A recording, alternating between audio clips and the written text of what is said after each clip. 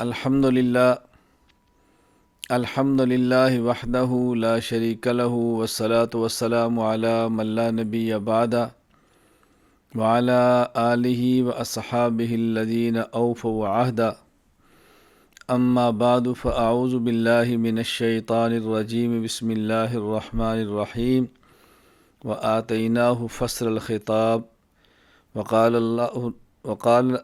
النبی صلی اللہ علیہ وسلم ان من البیان لسحرا او کما قال اللہم صلی علی محمد وعلی آل محمد کما صلیت علی ابراہیم وعلی آل ابراہیم انک حمید مجید اللہم بارک علی محمد وعلی آل محمد کما بارکت علی ابراہیم وعلی آل ابراہیم انک حمید مجید۔ آن لائن دورہ حدیث شریف جو کہ جامعہ ادارۃ النعمان حیدرآباد کی طرف سے ہندوستان کے طلباء کرام کے لیے منعقد ہوا ہے، اس دورہ حدیث شریف میں جہاں اور کئی ایک امور کا اہتمام کیا گیا ہے، اس میں اس امر کا اور اس چیز کا اہتمام بھی کیا ہے کہ طلباء کرام کو دلیل کے ساتھ بات کرنے کا سلیقہ بتایا جائے کہ ہم نے قوت دلیل سے اپنے موقف کو بیان کیسے کرنا ہے، احقاق حق کیسے کرنا ہے، ابطال باطل کیسے کرنا ہے۔ رسول اکرم صلی اللہ علیہ وسلم نے اللہ تعالیٰ سے ایک دعا یہ بھی مانگی ہے، اللہم ارنا الحق حقا وارزقنا اتباعہ وارنا الباطل باطلا وارزقنا اجتنابہ۔ اے اللہ، حق کا حق ہونا ہمیں دکھا دے اور اتباع حق کو ہمارا رزق بنا دے۔ اے اللہ باطل کا باطل ہونا ہمیں دکھا دے اور اجتناب باطل کو اے اللہ ہمارا رزق بنا دے، یعنی حق کو سمجھنا اور سمجھانا، حق کو بیان کرنا، یہ شریعت کا منشا ہے۔ یہی طلباء کرام جو کل کو علماء کرام ہوں گے، رسول اکرم صلی اللہ علیہ وسلم کے وارث ہوں گے، نبی کریم صلی اللہ علیہ وسلم کے دین کو لے کر چلنے والے ہوں گے۔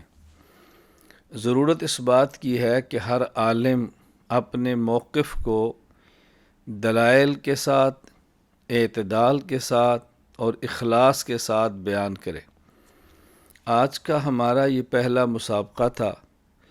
میری خواہش تھی میں اس مسابقہ میں شرکت کرتا، لیکن گزشتہ کل میری مصروفیات بہت زیادہ تھیں۔ رات بھی ہندوستانی وقت کے مطابق میں تقریباً 5 بجے فارغ ہوا، اور ہندوستانی وقت کے مطابق چونکہ تھوڑی سی دیر کے بعد، کچھ وقت کے بعد پھر فجر کی نماز ہے، پھر اس کے بعد ذکر کی مجلس ہے، پھر اس کے بعد اور مصروفیات ہے۔ ابھی بھی ایک میری بہت اہم مصروفیت تھی جس کو میں نے چھوڑا طلباء کرام کے ساتھ بیٹھنے کی وجہ سے اور اپنی شرکت اور حاضری اس میں یقینی بنانے کی وجہ سے۔ میں انشاءاللہ العزیز بعد میں طلباء کرام کے جس حد تک ممکن ہوا بیانات بھی سنوں گا۔ اللہ رب العزت ان طلباء کرام کے دیگر دینی کاموں کی طرح اس خدمت دین والے کام کو بھی، خطابت دین والے کام کو بھی قبول فرمائے۔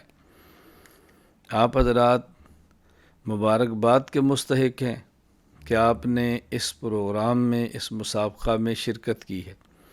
جن طلباء کرام نے شرکت نہیں کی وہ آئندہ شرکت کرنے کا اہتمام کریں۔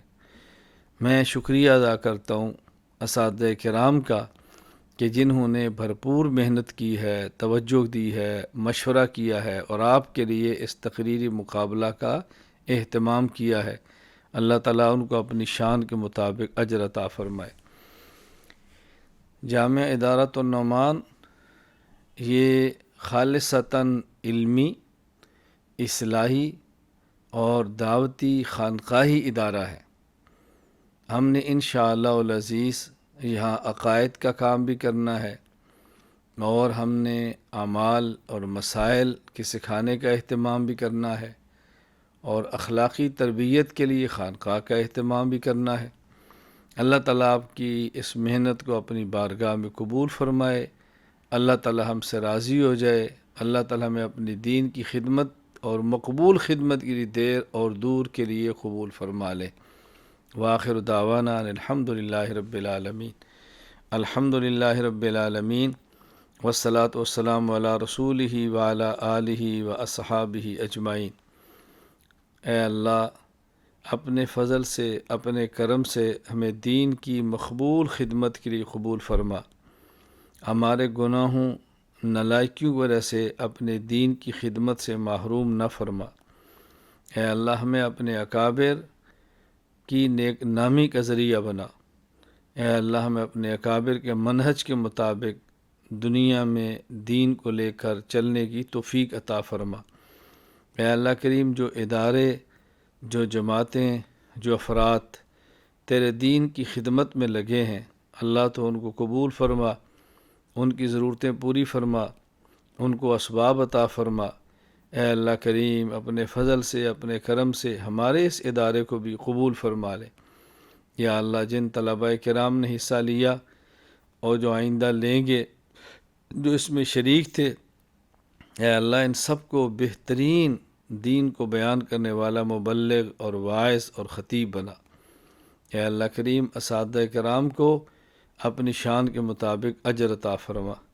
یا اللہ، جو دعائیں مانگی ہیں اپنی بارگاہ میں اپنے حبیب صلی اللہ علیہ وسلم کے صدقہ قبول فرما۔